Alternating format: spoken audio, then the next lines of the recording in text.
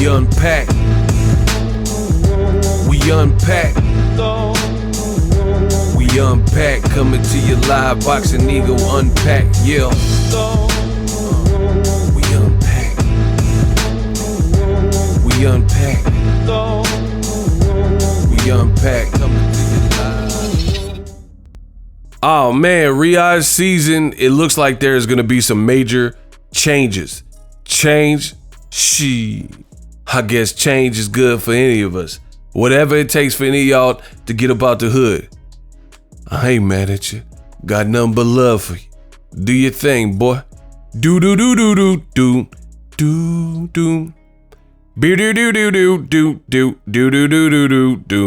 Bob Arum has officially spilled the beans, and he has revealed that it sounds like there's going to be some upcoming changes for Riyadh season as we know it today.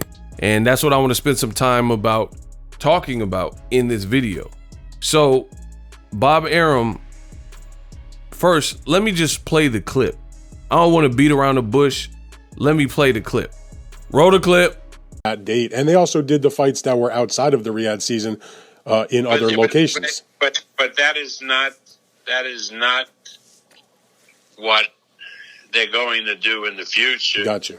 I think there was a lot of pushback on His Excellency for doing fights outside of Saudi Arabia and outside of Riyadh season. Okay, so I think going forward, in order to tap into the large budget that they will have to do the fights in Riyadh season in Saudi Arabia, which makes sense. So that was Bob Arum, and let me go over what he was saying. So basically what Bob Arum is saying is it sounds like the higher ups involved with Riyadh season and Turkey have weighed in, and it sounds like people, like basically the true breadwinners of the kingdom, they have weighed in, and it looks like they want to reel this thing back in. And Bob Arum is saying that what this would entail is for Riyadh season fights to take place in Saudi Arabia. And the reality is, I thought that's what the whole thing was supposed to be about, right?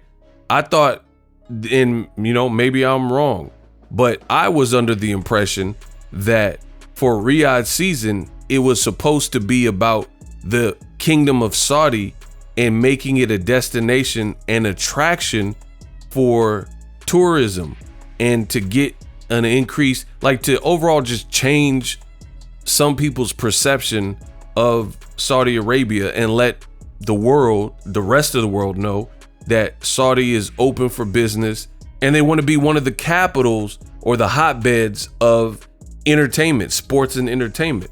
But somewhere along the line, I feel like Turkey or whoever, they try to change that, because you've seen, they said, oh, we're making our debut in America and we're going to bring yada, yada, yada fights to America.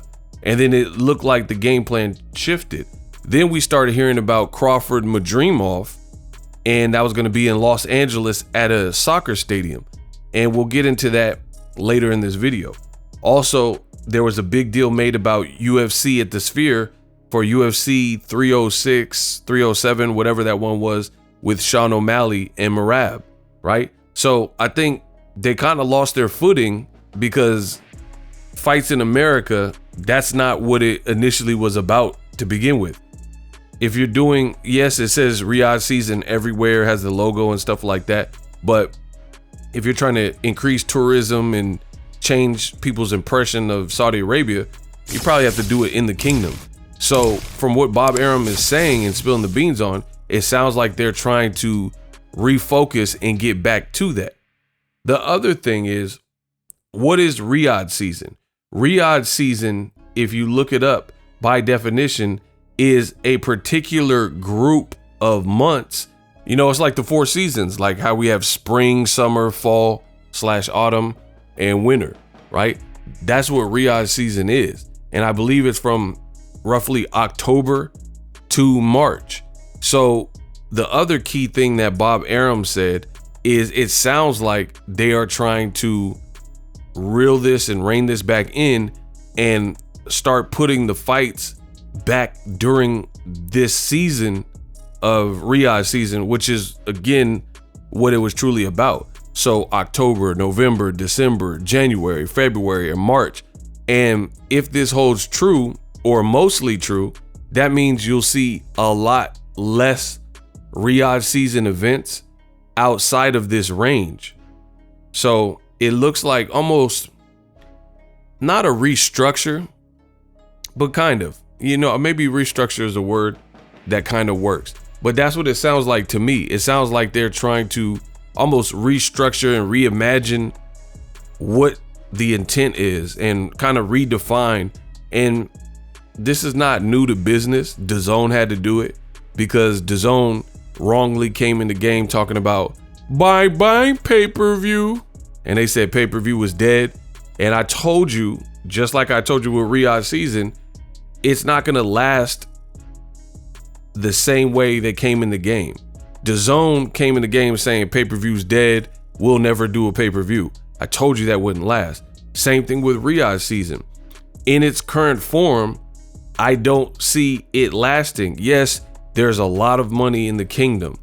However, anybody who has trillions of dollars, billions of dollars, whatever, most of those people aren't in a real rush to lose the money or dwindle their wealth on things that are loss leaders and costing their fortune to, like who wants to wake up and let's say their net worth was 600 million and then make a bad business decision and then their net worth goes down to 100 million.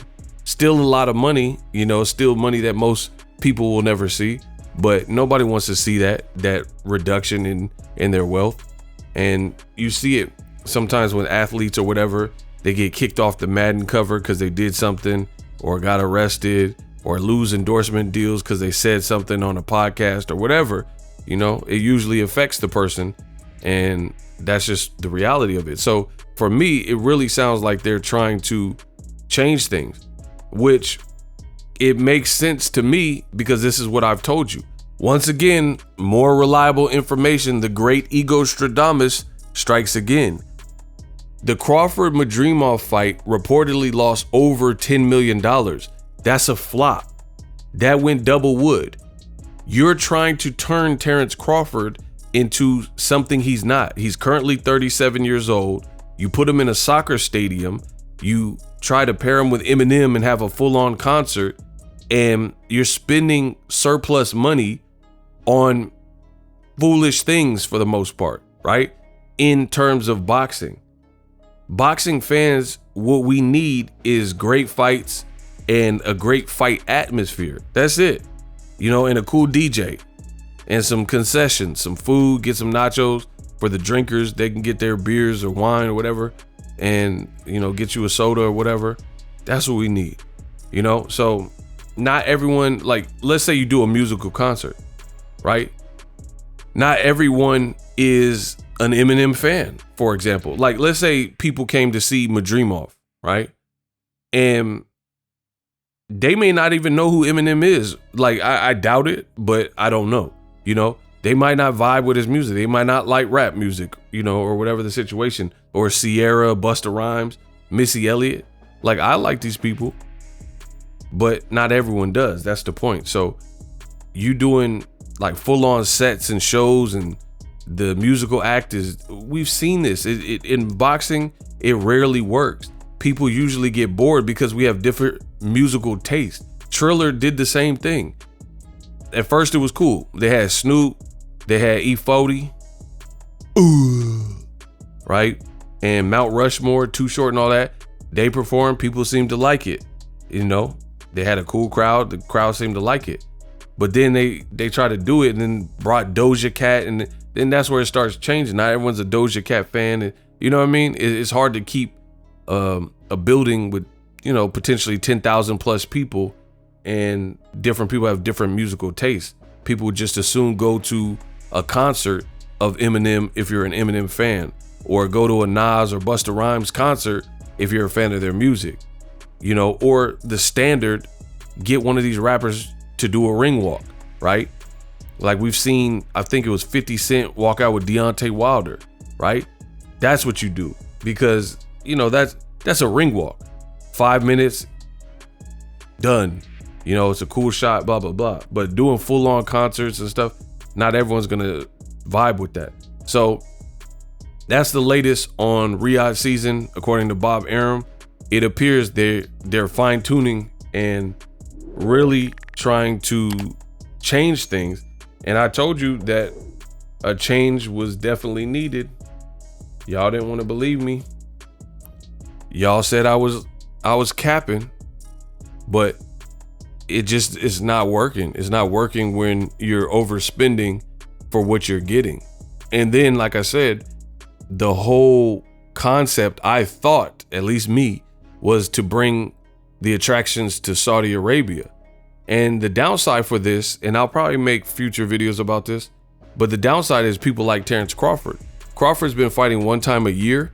And then now, if this is true, what his old promoter is saying, and they're trying to tighten up, basically, tighten up budgets, bring the fights back to their region, you know, in Saudi, in the kingdom, bring the attractions there, bring WWE there, bring UFC there, bring boxing there.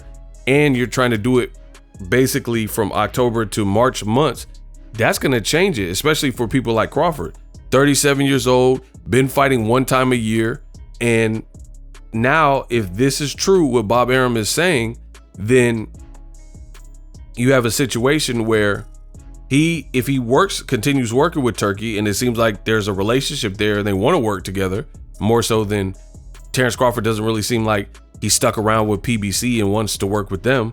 So now, if this is true, they're going to either have to make an exception for Crawford and fight outside of that window, or Crawford would have to conform with the people who are fronting the money, and he's going to have to fight in these windows. Like maybe they do Terrence Crawford in February and put him on the same card with Shakur, and then put it in Saudi Arabia. But the downside, and I'm going to keep saying this is no disrespect to the kingdom of Saudi Arabia. Never been there. Heard it's a beautiful place. My pops has been there, right? And the reality is this, is I don't see, especially because you have to look at it. These Saudi shows, they're approaching more of a global market. It doesn't appear, at least to me, that they even care to compensate for the time zone difference to cater to America. It doesn't seem like they care about if it comes on during primetime hours in America. So if you're a 37-year-old Crawford or you're a Shakur Stevenson, I truthfully don't see how this is going to turn you into an American star when you're fighting in another country and you're fighting non-primetime hours, and your fight is liable to come on at best like 2:33 p.m. Pacific Standard Time. I really don't understand it. I don't know if it changes the dynamics of tourism in Saudi, possibly.